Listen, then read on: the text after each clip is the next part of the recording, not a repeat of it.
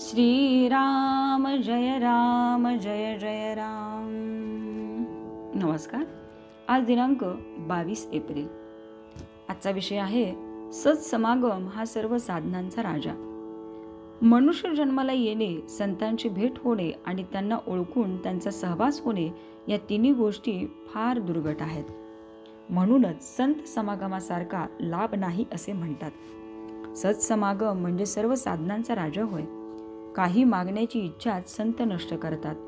मग मिळवायचे कुठे राहते? संत बनणे व्यावहारिकदृष्ट्या काही सुखाचे नसते.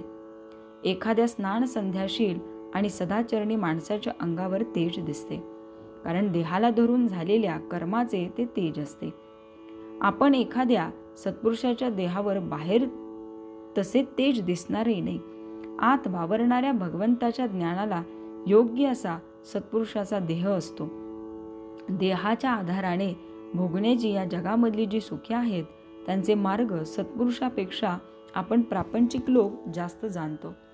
परंतु देहाच्या पलीकडे असणारे आणि कायमचे टिकणारे आणि देहाला विसरून आणि देवाला स्मरून जे मिळवायचे असे भगवंताचे सुख आहे, ते प्राप्त होण्याचा मार्ग समजावून घेण्यासाठी आपण सत्पुरुषाकडे गेले पाहिजे. विषय तृप्तीसाठी जावे आणि निर्विषय होऊन यावे हा संत संगतीचा परिणाम. असा जो असेल तोच संत नव्हे प्रत्यक्ष भगवंत होय. अशांची संगती केव्हा होईल ही तळमळ असावी.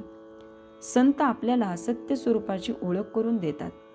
सत्पुरुषाने आखून दिलेल्या मार्गाने काया वाचा मनाने जे कर्म केले जाते ते पौरुषच होय. आगगाडीत बसणारी सर्व माणसे, मग ती कोणत्याही क्लासमध्ये बसणारी असोत, इतकेच नव्हे तर बिन तिकिटाची माणसे देखील गाडीबरोबर सरळ म्हणजे शेवटच्या स्टेशनापर्यंत जाऊन पोचतात. त्याचप्रमाणे संतांची संगत करणारी सर्व माणसे भगवंतापर्यंत पोचतात.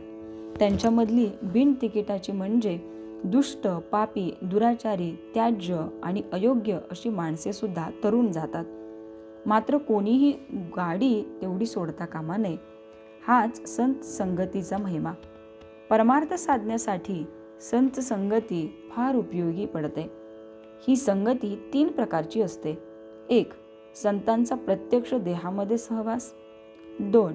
संतांनी सांगितलेल्या मंत्राचा सहवास. आणि 3. संतांच्या विचारांची संगत. संगतीचा परिणाम नकळत होतो, म्हणूनच संगती धरावी. आपण ज्या करता जन्माला आलो ते कारण फक्त संतच उमगले, म्हणून त्यांना शरण जावे.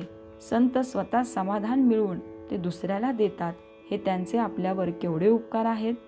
तात्पर्य, संताजवळ जे समाधान असते ते आपल्याला लाभले म्हणजे संताची प्रचिती आली असे समजावे.